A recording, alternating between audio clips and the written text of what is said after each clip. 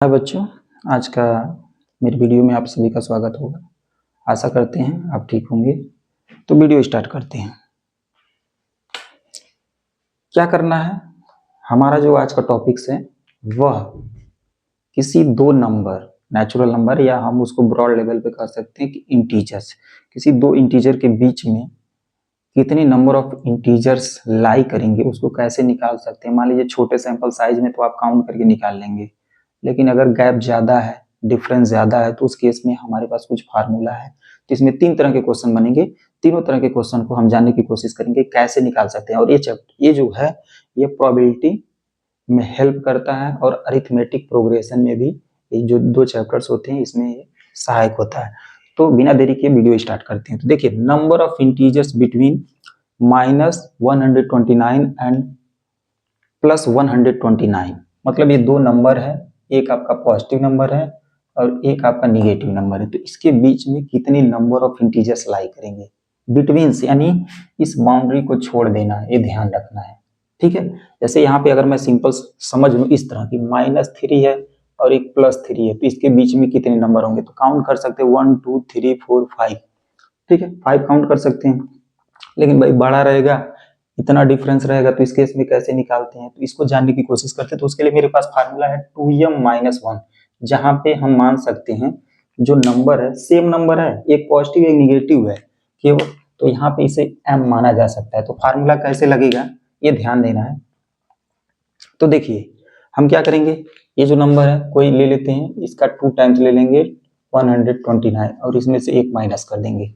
तो 129 का 2 टाइम्स लेंगे तो 258 हो जाएगा, 258 और एक माइनस कर देंगे तो 257 ये आंसर हो जाएगा।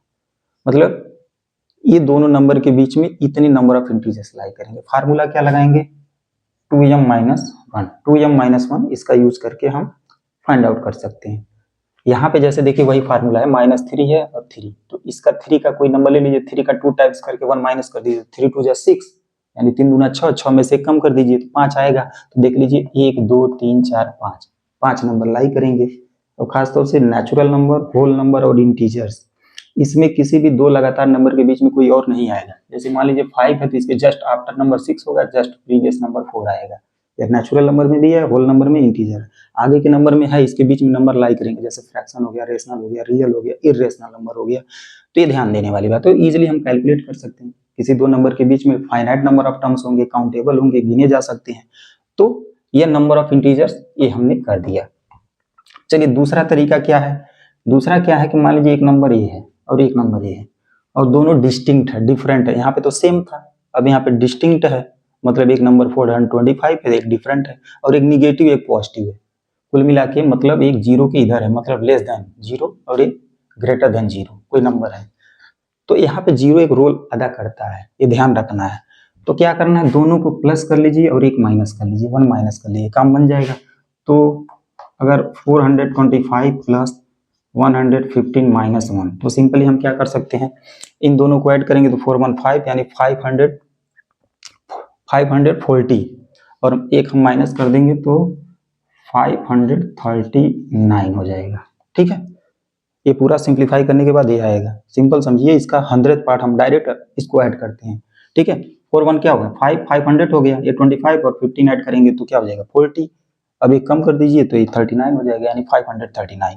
तो फार्मूला क्या यूज करेंगे, दोनों नंबर को ऐड करके 1 माइनस कर देंगे तो निकाल सकते हैं number of integers between both number या दीज गिवन नंबर्स। तो एक ए हो गया, एक ए, दो तरह का केसेस बन गया। थर्ड केस बहुत इजी है, बहुत आसान है। क्या नंबर ऑफ नेचुरल नंबर यहाँ पे यूज कर रहा हूँ, नेचुरल नंबर इंटीजर भी कर सकते हैं। ठीक है, बट पहले नेचुरल है तो नेचुरल की बात कर लेते हैं, क्योंकि दोनों नंबर पॉजिटिव है। तो यह 146 है, 236 है। यहाँ पे जो पहला नंबर है वह इससे लेस है। ठीक है, यानी मान लीजिए अगर इसे हम m कह दें और इसे n कर दें तो m लेस होगा n से, because this is lesser value, less than this one. तो यहाँ हम क्या करेंगे, इसमें से इसको